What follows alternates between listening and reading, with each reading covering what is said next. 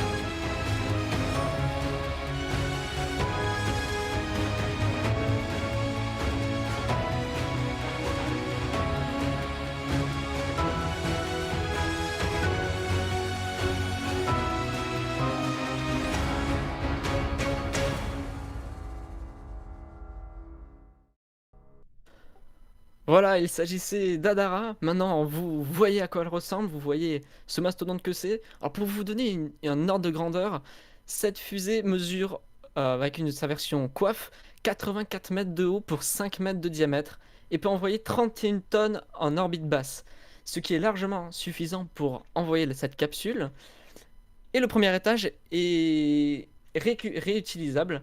Il peut se reposer sur une zone à terre et, si nécessaire, plus rarement, sur une barge en pleine mer. Le premier étage est vraiment énorme par ailleurs. Il mesure euh, environ 60 mètres, ce qui correspond à 2 étages de Saturne V. Maintenant que vous avez découvert très rapidement ce nouveau lanceur dont on pourra parler plus en détail en fin d'année 2020, quand il sera lancé. Nous allons parler maintenant du pas d'abortage en lui-même ainsi que de la capsule Blue Dot. Phoenix, je te laisse la parole. Eh bien, la capsule Blue Dot euh, est censée embarquer soit des astronautes au nombre de 4, ou alors du cargo, notamment pour la NASA. Elle a une hauteur de 5,6 mètres pour un diamètre de 5 mètres. La capacité en volume est de 10,42 mètres cubes et elle possède un payload de 10 tonnes à 29 tonnes. Et la charge de retour est de 6 tonnes pour elle. Et je te laisse enchaîner sur la mission. Tout à fait, alors pour assurer la sécurité des astronautes, il est important que la capsule puisse assurer leur sécurité en cas d'échec du lanceur. C'est pourquoi elle est équipée sur ses côtés de 4 moteurs Eagle, des moteurs avec une poussée de 890 kN qui vont lui permettre de s'arracher du lanceur. Et notamment, c'est le test qu'on va effectuer aujourd'hui, c'est de tester sa capacité à quitter le lanceur sur le pas de tir, en cas d'un problème sur le pas de tir, afin de les éjecter assez loin et de revenir en sécurité dans la mer. C'est ce qui va se passer. Le moteur va s'allumer à T plus 0 secondes, va s'éteindre environ 10 secondes plus tard. La capsule va commencer à une phase planée et grâce à son module qui se sert, qui est un mélange, un entre-deux entre un trunk et un service module, puisqu'il y a quelques équipements de survie, notamment des ailes qui vont lui permettre de se stabiliser en l'air. C'est principalement structurel pour pouvoir lui permettre de garder une bonne trajectoire et de rester stable en pleine, en vol balistique. Plus tard sera séparé le nose cone, un cône qui permet de protéger le docking port, le port de dock, qui permettra l'attache à l'ISS, puis reviendra avec ses parachutes. Nous sommes à moins de 20 secondes du lancement, je vous laisse avec ces images magnifiques.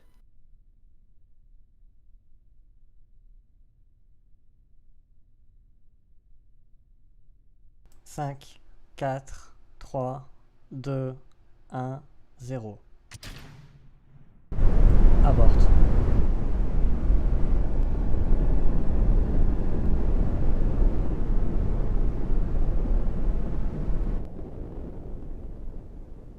Burnout. Apogee. Nose cone Jelson.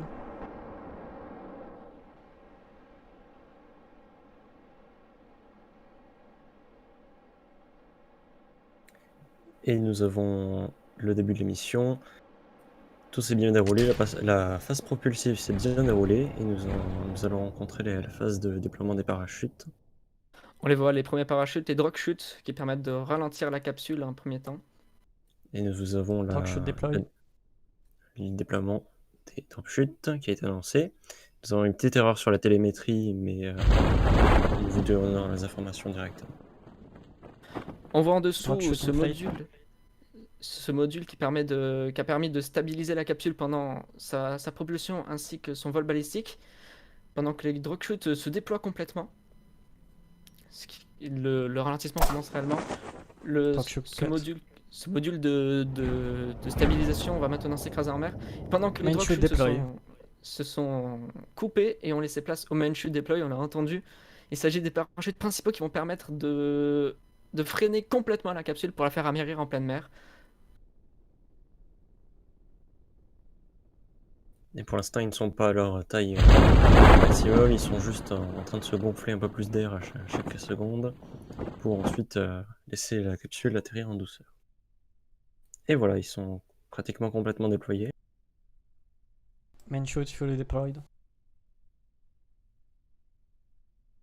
Nous sommes encore à 760 mètres d'altitude. On revoit le nose cone retomber juste à gauche. Wow, c'est impressionnant. La capsule va actuellement à une vitesse inférieure à 10 mètres par seconde. C'est essentiel pour pouvoir assurer la sécurité des astronautes ainsi que la survie de la capsule à l'amérissage.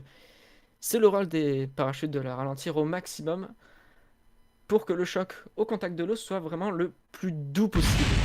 Nous venons passer en dessous des 700 mètres. Et la capsule commence commence à atteindre le sol. Dans moins d'une minute, elle sera les pieds sur terre. On nous informe que le trunk s'est écrasé en pleine mer. Le trunk a servi donc à la stabilisation pendant le vase balistique est maintenant retombé au sol. Ce qui est tout à fait normal, hein. C'est un module qui ne sert absolument à rien si ce n'est à la stabiliser.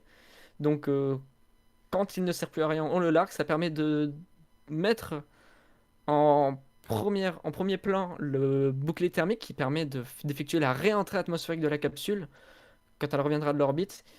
Et notamment si cette masse est une masse morte, même pour un pod abort test, lors d'un abort du lancement avant le décollage, c'est une masse qui ne sert plus à rien une fois l'apogée passée. Donc on l'éjecte et c'est le bouclier thermique qui va taper en premier. Les parachutes ne sont calibrés que pour ralentir la capsule avec le bouclier thermique, pas avec le trunk, donc ça ne sert à rien de le garder. Et nous venons de passer les 500 mètres pour une vitesse d'environ 5 mètres par seconde. Comme vous pouvez le voir, cette phase est beaucoup plus longue que la première partie qui était la phase propulsée. C'est tout à fait normal. La phase propulsée, son objectif, c'est vraiment d'éjecter la capsule le plus loin possible, le plus rapidement possible du lanceur sur le pas de tir, ou même en dehors du pas de tir si c'est en vol. Tandis que la phase suivante est de garder les astronautes en vie, de les ramener sains et saufs. Donc on prend toutes les sécurités pour pouvoir les ramener sains et saufs à la surface, au sol. Donc on ouvre les parachutes très tôt et on fait en sorte qu'ils ralentissent énormément et que la capsule descende tout doucement. C'est bien plus sûr. Donc c'est bien mieux comme ça plutôt que d'arriver vite mais d'avoir peut-être des problèmes à l'atterrissage.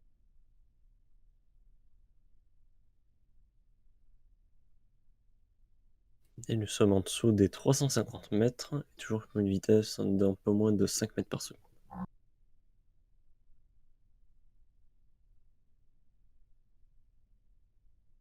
Atterrissage dans moins d'une minute.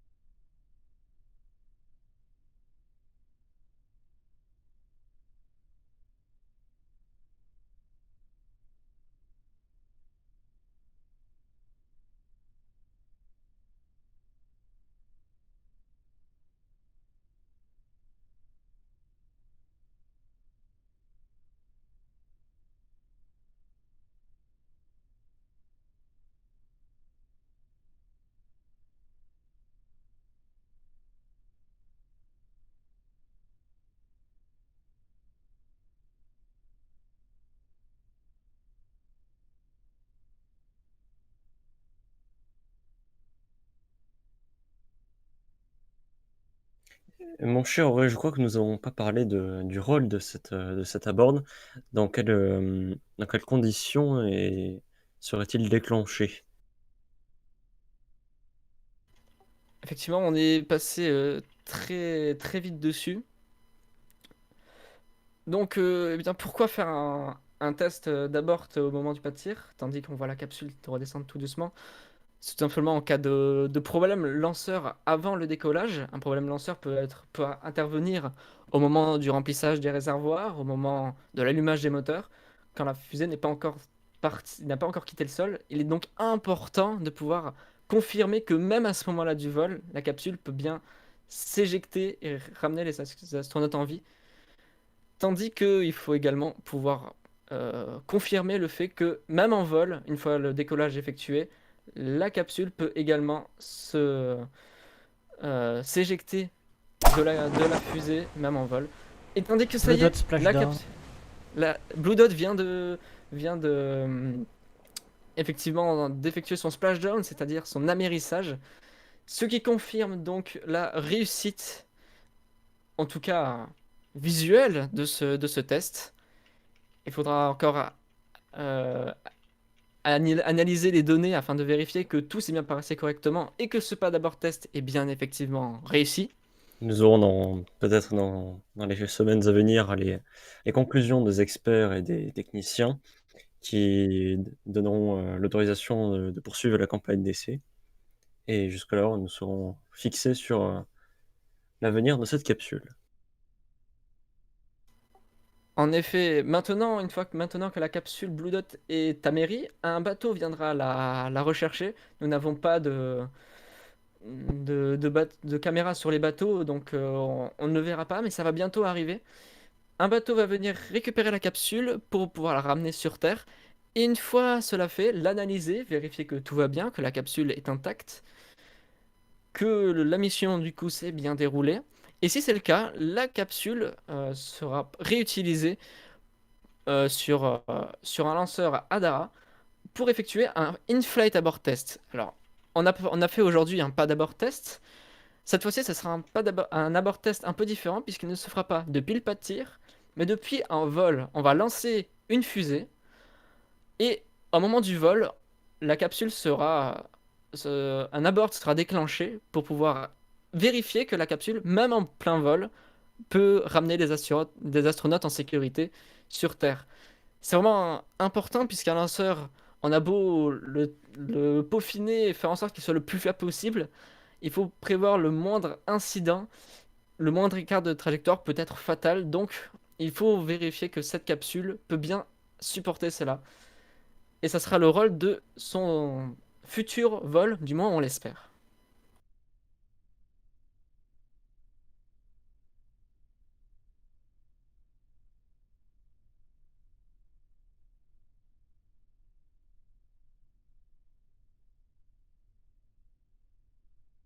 Donc c'est une fin de mission pour Hydrogène. Et nous vous Effectivement, souhaitons une bonne soirée et à la prochaine. on se retrouve très bientôt, on l'espère, pour un lancement d'Adara en fin d'année, et peut-être un peu plus tard, de ce In-Flight Abort Test. Merci de nous avoir suivis, et à bientôt sur Hydrogène Aerospace. Bonne soirée.